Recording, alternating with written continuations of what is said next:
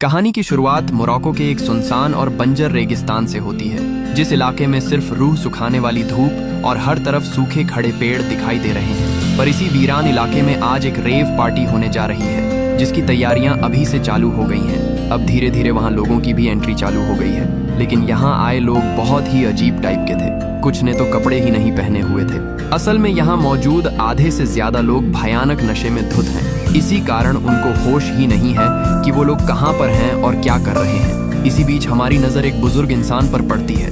वो अपने बेटे स्टीवन को साथ लेकर यहाँ पहुंचा है। इस आदमी के हाव भाव से इतना तो साफ पता चल रहा था कि वो इस महफिल को एंजॉय करने नहीं आया है, बल्कि उसका इरादा कुछ और ही है। असल में ये जॉन है, जो अपनी बेटी मेरी की तलाश में यहाँ तक आया है। मेरी आज से करीब 8 दिन पहले बिल्कुल ऐसी ही एक रेव पार्टी में गई थी, पर उसके बाद वो लौटकर घर नहीं आई। एक लाचार पिता की तरह जॉन वहां आने वाले हर इंसान को अपनी बेटी की फोटो दिखा रहा है और लगातार पूछ रहा है कि क्या किसी ने उसे देखा है। अब क्योंकि वहां के ज्यादातर लोग नशे में थे, इसलिए हर बार कोई ना कोई उसे गालियां बकता है या फिर उसकी बेटी को लेकर गलत शब्दों का यूज करता है। इसके बावजूद जॉन हार नहीं मानता।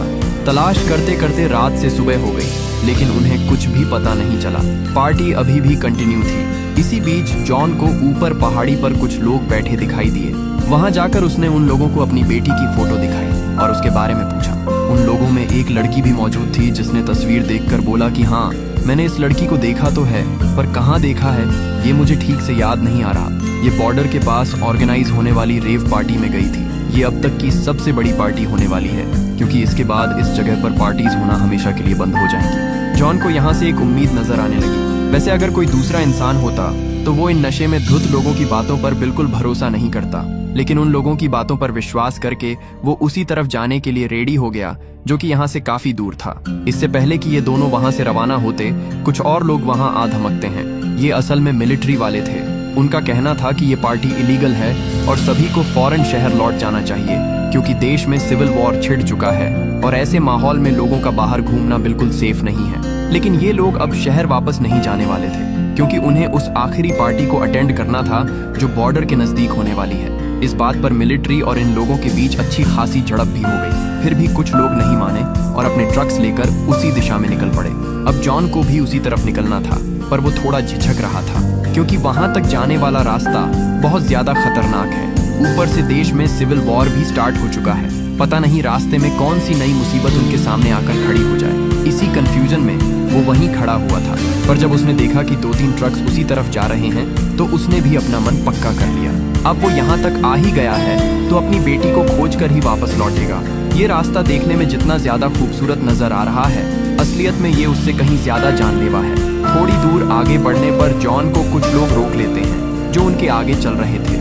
जब वो सब इनकी वैन के करीब आए और अंदर एक बच्चे को देखा, तो जॉन से आहिस्ता से बोले कि तुम जिस जगह पर जा रहे हो वो इस बच्चे के लिए बिल्कुल भी ठीक नहीं है। ऊपर से तुम्हारे पास कोई ट्रक भी नहीं है। हो सकता है तुम्हारी ये वैन बीच रास्ते में ही फंस जाए, क्योंकि उस जगह तक पहुंचने के लिए किसी हेवी कार या ट्रक की जरूरत पड़ती है। ये सुनकर जॉन एकदम चुप हो गया और सोचने लगा कि अब उसे क्या करना चाहिए। कुछ देर दिमाग लगाने के बाद वो बोला कि कोई दिक्कत नहीं है, मुझे वहां जाना ही पड़ेगा। हो सकता है मेरी बेटी मुझे वहीं मिल जाए।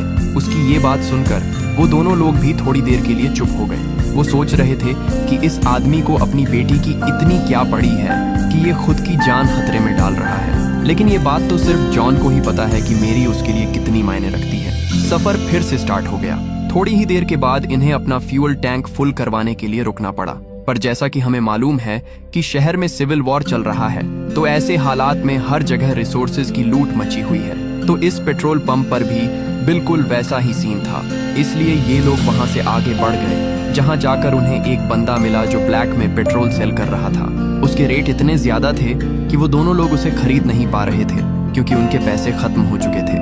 तब जॉन आगे आता है। वो कुछ एक्स्ट्रा पैसे देकर अपने लिए और उन दोनों के लिए भी फ्यूल परचेज कर लेता है। इस वजह से उनके बीच थोड़ी सी दोस्ती बढ़ जाती है। इसके बाद ये लोग फिर से आगे बढ़े और फिर एक जगह रुककर आज की रात वहीं बिताने का फैसला किया। जेड नाम की एक लड़की ने जॉन से मेरी की कुछ और फोटोज मांगी, ताकि वो उन्हें अपने बाकी साथियों को दिखा सके। जब उन लोगों ने मेरी की फोटो देखी तो उन्हें बहुत दुख हुआ, क्योंकि वो उम्र में काफी छोटी थी। अब उन्हें समझ आ रहा था कि एक पिता अपनी बेटी को खोजने के लिए इतना ज्यादा परेशान क्यों है। इसी बीच जेड उनसे बात करने जाती है और उन्हें समझाती है वो कहती है कि अगर मेरी वहाँ हुई तो वो सब मिलकर उसे ढूंढेंगे। जेड की ये सब बातें सुनकर जॉन के दिल का बोझ थोड़ा हल्का हो जाता है और उसे काफी अच्छा फील होता है। जब ये लोग सोने जाते हैं तो स्टीवन अपने डैड से बोलता है कि ये लोग भले ही नशे करते हैं पर दिल के बहुत अच्छे हैं। जॉन को भी अब कुछ ऐसा ही फील हो रहा था। अगले दिन जब ये सब आगे बढ़ रहे थे तो सारे ट्रक्स आगे निकल गए, पर जॉन की वैन इतनी पावरफुल नहीं थी कि वो उस छोटी सी नदी को पार कर पाती। ऐसे में आगे वालों ने उसकी हेल्प की और वैन को टो करके इस पार ले आए। उसी रात जब ये लोग फिर से रुके तो स्टीवन ने अपने डैड से पूछा कि क्या वो अपनी चॉकलेट का थोड़ा सा हिस्सा जेड को दे सकता है। इस पर वो ये कहकर मना कर देते हैं कि हमारे पास पहले से ही खाने पीने की काफी कमी है और ना जाने अभी कितनी दूर और जाना पड़े। स्टीवन ने कहा कि उन्होंने हमें खाने को दिया और यहाँ तक पहुँचने में हमारी हेल्प भी की है, तो हमें भी उनका ये एहसान तो चुकाना पड़ेगा। उसकी ये बात जॉन के दिल को छू गई, इसीलिए वो खुद जेड के पास वो चॉकलेट देने चला गया। उस वक्त वो म्यूजिक सुन रही थी। उसने जॉन को भी वो सुनने के लिए कहा, पर वो कोई नॉर्मल म्यूजिक नहीं था बल्कि सिर्फ एक ट्रांस था। जेड ने उसे बताया कि इसे असल में तब सुना जाता है जब लोग पूरी तरह से नशे की हालत में होते हैं, क्योंकि ऐसा करने से उन्हें थोड़ा और स्पार्क मिलता है। जॉन को ये तरीका बहुत अजीब लगा, फिर भी वो बिना कुछ कहे अपने टेंट में वापस आ गया। अगली सुबह वहाँ थोड़ी हलचल मची हुई थी। असल में स्टीवन का डॉग कहीं मिल नहीं रहा था और जब वो मिला भी तो उसकी हालत बहुत बीमार लग रही थी। किसी को समझ नहीं आ रहा था कि रात भर में इसे अचानक क्या हो गया। तभी जॉन ने नोटिस किया कि उस डॉग ने कुछ कचरा खा लिया था, जो असल में उन्हीं लोगों का था जो कल रात नशे कर रहे थे। उसी कचरे को खाना समझकर उसने खा लिया था, जिससे उसकी तबीयत बिगड़ गई। ये बात जानकर सभी हैरान रह गए। इतने में किसी ने पानी लाकर दिया और बोला कि इसे थोड़ा थोड़ा पिलाते रहो, ये कुछ ही देर में ठीक हो जाएगा। उन लोगों के कहने के अनुसार वो धीरे धीरे ठीक होने लगा, जिसे देखकर स्टीवन बहुत खुश था।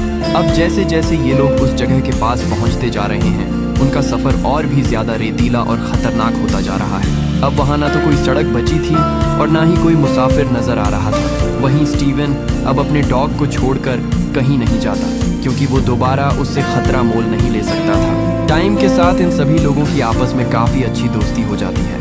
स्टीवन तो जेड के एक साथी से अपना नया हेयर कट भी करवा लेता है, जो उसे काफी पसंद आता है। पर जॉन को अभी भी खुशी की तलाश थी। उसे देखकर ऐसा लगता है जैसे वो हंसना ही भूल चुका है, पर वो इस बात से बिल्कुल अनजान है कि आगे जो होने वाला है वो उसे तोड़ कर रख देगा। अब ये लोग उसी भयानक सड़क पर होते हैं। तभी अचानक सामने वाले ट्रक का टायर कुछ पत्थरों के बीच आकर अटक गया और जिस जगह पर वो अटका था उसके ठीक नीचे एक गहरी खाई थी। अगर उसने हल्की सी भी जल्दबाजी दिखाई तो सीधा नीचे जा गिरेगा। इसीलिए सभी उसे रोकने को बोलते हैं और बाहर आकर मुआयना करते हैं कि असल में खराबी कहाँ पर है। तो पता चला कि उसका टायर फट चुका है, जिसकी वजह से प्रेशर नहीं बन पा रहा है। ऐसे में जॉन मदद के लिए आगे आया। उसने तुरंत अपनी वैन से जैक निकाला और कुछ ही देर में उसे ठीक कर दिया। इसी बीच स्टीवन की नींद खुल जाती है और वो बाहर अपने पिता के पास आने लगता है, पर जॉन ने उसे वापस जाने को कहा क्योंकि वो जगह काफी खतरनाक थी। ऐसे खुले में रहना बिल्कुल भी ठीक नहीं था। इधर टायर लगाने के बाद ये लोग फिर से कोशिश में लग जाते हैं कि किसी भी तरह उस ट्रक को वहां से आगे निकाला जाए, लेकिन तभी कुछ ऐसा हो जाता है जिसकी उम्मीद तो सच में किसी ने नहीं की थी। वो वैन पता नहीं कैसे लेकिन अचानक अपने आप पीछे की तरफ जाने लगती है, जिसमें स्टीवन और उसका डॉग मौजूद थे। जब तक उसने अपने डैड को पुकार लगाई तब तक शायद उनकी किस्मत की किताब बंद हो चुकी थी। जैसे ही ये लोग पीछे मुड़े तो वो वैन नीचे खाई में गिर चुकी थी। ये दृश्य देखकर जॉन को खुद की आंखों पर यकीन ही नहीं हो पाता और एक पल के लिए तो उसे लगा कि ये सब बस एक सपना है कि ऐसा कैसे हो सकता है। सिर्फ वो ही नहीं बल्कि उसके आसपास खड़े जितने भी लोग थे, हर कोई सदमे में चला गया कि ये क्या हो गया। अभी तक तो सब कुछ इतना सही था, फिर ये कैसे? जेड को सबसे ज्यादा बुरा लग रहा था क्योंकि वो स्टीवन और जॉन दोनों के सबसे ज्यादा करीब थी। अपनी बेटी को ढूंढने निकले जॉन को क्या पता था कि इस सफर में वो अपने बेटे को भी खो देगा, अपनी उम्मीद को वो इस तरह से खो देगा। अब ये वहाँ और ज्यादा देर नहीं रुक सकते थे, इसीलिए उन्होंने जॉन को अपने ट्रक में बैठा लिया और वहाँ से नीचे की तरफ ले जाने लगे, क्योंकि इनमें से एक शख्स ने देखा था कि वैन भले ही नीचे गिरी पर उसमें आग नहीं लगी थी, तो हो सकता है कि अभी भी जो उसमें अंदर हो वो जिंदा बचा हो। ये बात उसने सिर्फ अपने साथियों को ही बताई है क्योंकि वो नहीं चाहता कि जॉन को कोई झूठा दिलासा दिया जाए। आखिर में अगर सच कुछ और निकला तो वो उसे और बुरी तरह तोड़ कर रख देगा, लेकिन बाकी किसी और की तो कुछ बोलने की हिम्मत भी नहीं हो रही है। स्टीवन से इन लोगों की मुलाकात को सिर्फ 4 दिन ही हुए थे, लेकिन उन 4 दिनों में ही उसकी मासूमियत ने इनके दिलों पर गहरा प्रभाव डाल दिया था। रास्ते भर पूरी रात जॉन रोता रहता है। जेड भी उसी के पास बैठी थी, पर उसके पास शब्द नहीं थे जिन्हें कहकर वो उसे दिलासा दे सके। सुबह का सूरज निकला और ये लोग नीचे आ गए। यहाँ इन्हें एक ऐसी जगह मिली जहाँ कुछ ट्रक्स खड़े थे। हो सकता है ये रेंजर्स के हों, क्योंकि इनमें रेडियो सिस्टम भी लगा हुआ था। इसीलिए कुछ लोग रेडियो से कांटेक्ट करने की कोशिश करते हैं ताकि शायद कोई मदद आ जाए और स्टीवन की जान बच सके, लेकिन उस तरफ से कोई जवाब नहीं आता। अब बाकी लोग उन ट्रक्स में बचे हुए पेट्रोल को निकाल लेते हैं, क्योंकि आगे पता नहीं उन्हें फिर से पेट्रोल कहाँ मिले। इसी बीच अचानक जॉन उस खुले बीहड़ में तेजी से एक दिशा की तरफ जाने लगता है। उसे देखकर ऐसा लग रहा था मानो उसे किसी का बुलावा आया हो। हर कोई ये देखकर हैरान था। वो लोग तुरंत उसकी तरफ बढ़े और जाकर उसे रोका, पीने को पानी दिया और पूछा कि अचानक उन्हें क्या हुआ, वो किस तरफ जा रहे थे। जॉन ने सिर्फ इतना कहा कि वो जहाँ भी जाए अब उसे अकेला ही जाना है। कोई अब उसके साथ बचा नहीं जो आगे चलेगा। लेकिन अब ये लोग पीछे भी लौटकर नहीं जा सकते थे, क्योंकि पीछे भी तो बिल्कुल वैसा ही मंजर है। इसीलिए जेड बोलती है कि हमें बस आगे की तरफ ही बढ़ते रहना होगा। ऊपर से हमारे पास फ्यूल भी बहुत कम बचा है। रास्ते में इन्हें एक चरवाहा लड़का मिलता है, जिसके पास जाकर ये मदद की गुहार लगाते हैं, लेकिन वो तो इनके पहनावे को देखकर ही डर जाता है। तब जाकर इन्हें ये एहसास हुआ कि हैं तो ये भी इंसान ही, पर इन्होंने बीते कुछ सालों में नशे की वजह से अपनी हालत ऐसी बना ली है कि अब दूसरों को भी इनसे डर लगने लगा है। कई घंटों तक पैदल चलने के बाद ये सभी उस जगह पर बैठ जाते हैं। थे तो ये 5 लोग, पर माहौल देखकर ऐसा बिल्कुल नहीं लग रहा था। सभी एकदम खामोश थे। ऐसा लग रहा था मानो बेटा जॉन का नहीं बल्कि उनका खुद का मारा गया हो। इस चीज को देखकर जेड ने सोचा कि ऐसे तो कभी कुछ नहीं हो पाएगा, उन्हें हिम्मत तो रखनी ही पड़ेगी। इसीलिए उसने इन लोगों को अपने तरीके से सुकून देने की कोशिश की। वो तरीका था नशे का, बिल्कुल वही पुराना तरीका। पहले ये सभी नशा करते हैं और फिर उसी म्यूजिक की धुन पर नाचना शुरू कर देते हैं। शुरुआत में तो बाकी लोग ऐसी कोई हरकत नहीं करते, लेकिन बाद में जब उन्होंने जेड को मदहोशी की हालत में देखा तो वो भी उसी की तरह नाचने लगे, और जॉन भी इन्हें देखकर इसी नशे की दुनिया में खोने लगा। वो अंदर से खुश तो बिल्कुल नहीं था, पर उसने अपने उसी दुख को अब यकीन बना लिया था। ये दृश्य देखने में काफी अजीब लग रहा है कि कैसे एक सुनसान बीहड़ इलाके में कड़कती धूप के बीच ये लोग सिर्फ एक गाने की धुन पर नाच रहे हैं। नाचते नाचते जेड वहां से काफी दूर चली जाती है, और तभी अचानक एक जोर का धमाका हुआ जिसमें जेड के जिस्म के हजारों टुकड़े जमीन पर बिखर गए। असल में जिस जगह पर ये लोग अभी खड़े हैं वो किसी जमाने में एक जंग का मैदान हुआ करता था, और यहाँ कदम कदम पर लैंड माइन्स बिछी हुई हैं। अपनी साथी की ऐसी मौत देखकर एक शख्स भागकर उसके पीछे गया, लेकिन जैसे ही वो उसके करीब पहुंचा उसका भी बिल्कुल वही हाल हुआ जो जेड का हुआ था। ये खौफनाक मंजर देखकर ये लोग बुरी तरह खौफजदा हो जाते हैं। अभी तक मुसीबतों का पहाड़ क्या कम टूटा था कि अब एक और मुसीबत आ चुकी है। अब ये लोग यहाँ से बाहर कैसे निकलेंगे? यही सोचते सोचते इनकी पूरी रात उसी रेगिस्तान के बीच गुजर गई। सुबह हो गई, लेकिन जवाब अभी भी किसी के पास नहीं था। जॉन तो पहले से ही आधा खत्म हो चुका है, पर वो पहले एक आर्मी वेटरन रह चुका है, इसीलिए उसे ऐसे हालातों के बारे में थोड़ी बहुत जानकारी है। उसने सबसे कहा कि हमें सबसे पहले यहाँ से निकलने का रास्ता खोजना पड़ेगा, और ये रास्ता हम खुद अपनी मौत से ढूंढेंगे, क्योंकि इसके अलावा हमारे पास और कोई चारा भी नहीं है। वो लोग अपने ट्रक को गियर लगाकर ऐसे ही छोड़ देते हैं ताकि ट्रक जहाँ तक जाए वहाँ तक उन्हें एक सुरक्षित रास्ता मिल सके। ऐसा करने से उन्होंने अपना इकलौता ट्रक तो खो दिया, लेकिन उन्हें आगे बढ़ने के लिए थोड़ी दूर का रास्ता जरूर मिल गया। अब सवाल था कि उसके आगे ये लोग कैसे जाएंगे। अगर अब दूसरी गाड़ी के साथ भी ऐसा कुछ किया तो इस बात की कोई गारंटी नहीं थी कि वो आगे जाकर बचेगी या नहीं, लेकिन अब भी उन्हें यहाँ से निकलना था तो रिस्क तो उठाना ही पड़ेगा। अब थोड़ी दूर आगे जाने पर वो गाड़ी भी धमाके के साथ फट जाती है, तो अब इनके पास कुछ नहीं बचा था। लुइस हार मानकर अपने एक साथी के साथ वहीं बैठ गया। शायद उसकी जिंदगी का सफर यहीं तक था, लेकिन जॉन ने तो अपना सब कुछ खो दिया है। अब बस बचे हैं तो उसके यही नए दोस्त, जिनकी जान के लिए वो खुद पैदल ही आगे चल पड़ा। ईश्वर के भरोसे बस चलता रहा और आखिर में एक ऊंची चट्टान पर जा पहुंचा। अब इस चट्टान से इन्हें आगे का रास्ता मिल गया और बाकी लोग भी उसी के बनाए हुए रास्ते पर चल पड़े।